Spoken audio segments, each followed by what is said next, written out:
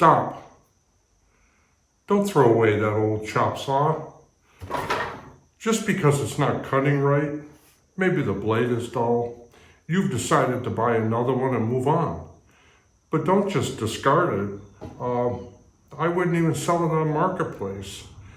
Here's a great tip if you're a wood burner, what to do with that old chop saw. Hi folks, Baystate Yankee here.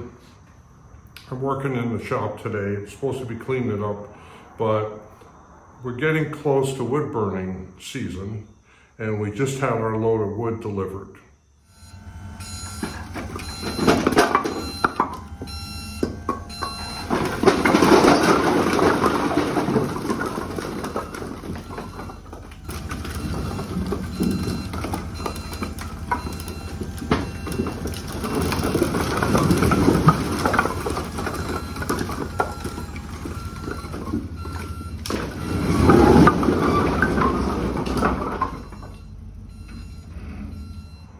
We go through a lot of kindling wood as we start a fire every day.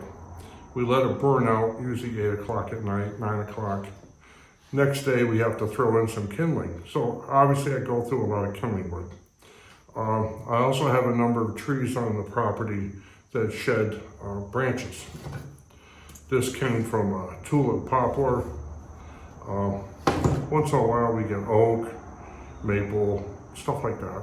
And usually during the course of the seasons, summer, spring, such, we take those branches and we just get them into a sizable section and we throw them into what we call the kindling shed.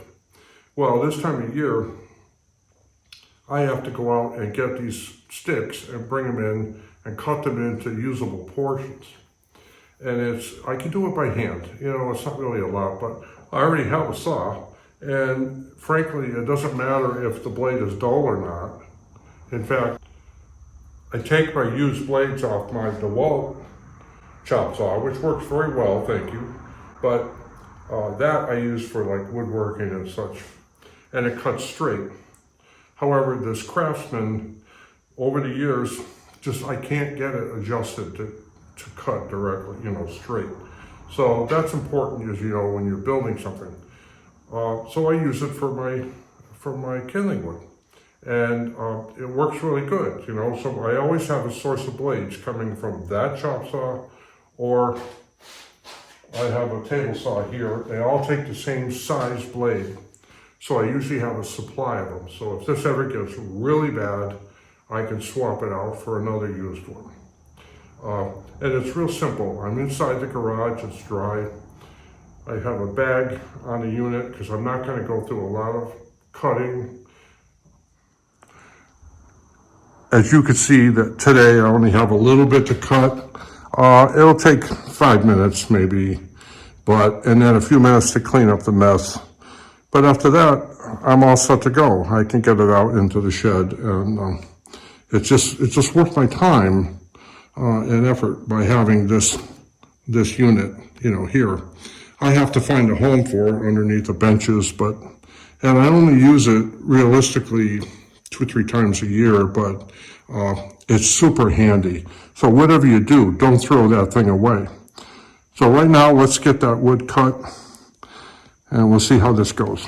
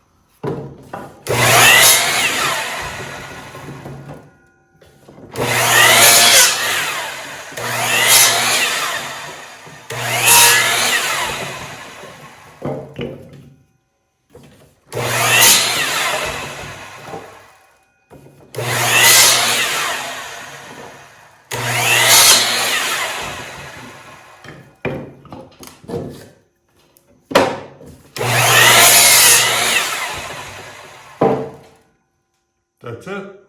We're done.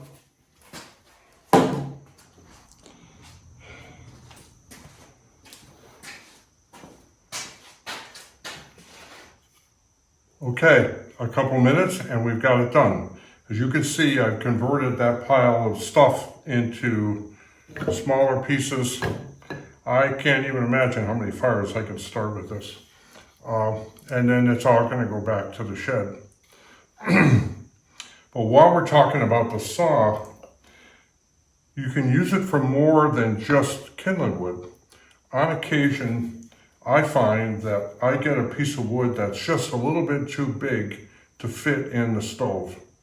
Now, I can remember times in the winter taking a big piece of wood and trying to cram it into the stove, and this end would ignite maybe on the bark, and I'm still struggling, and I realized finally that this piece is about 1 inch too long. So now the dilemma I have is I have a piece of burning wood. I'm inside the house. The smoke detectors will go off if I start walking around with this thing. I can't grab it by both ends. I've got to make my way to the door really quickly, making sure I don't drop any hot ash or sparks, get that door unlocked and get it out in a snowbank. And more than one spring has come when I've had 2 or 3 of these pieces out in the snowbank. Well, that was enough for me. So what I did was I made a stick. And on this stick, it might be hard for you to see, but it's read in inches, 8, 10, 12, 14, 16, and 18. The best size is 16 or lower for my stove.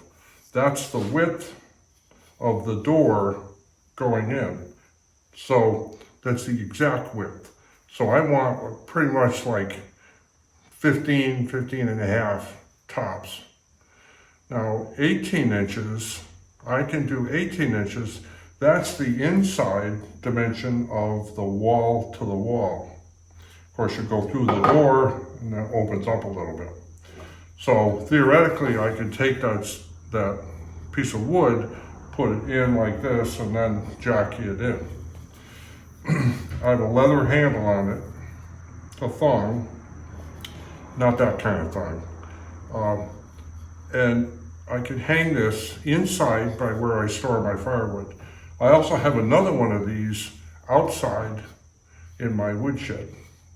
So very quickly, when I'm handling the wood, if I spot something that looks suspect, all I have to do is hold it up to the stick and I can quickly see. And a lot of times, you know, my judgment's off and I think I got a piece too long, but it only comes up to 14 or something. I don't know what it is, but in any event, I know I'm good.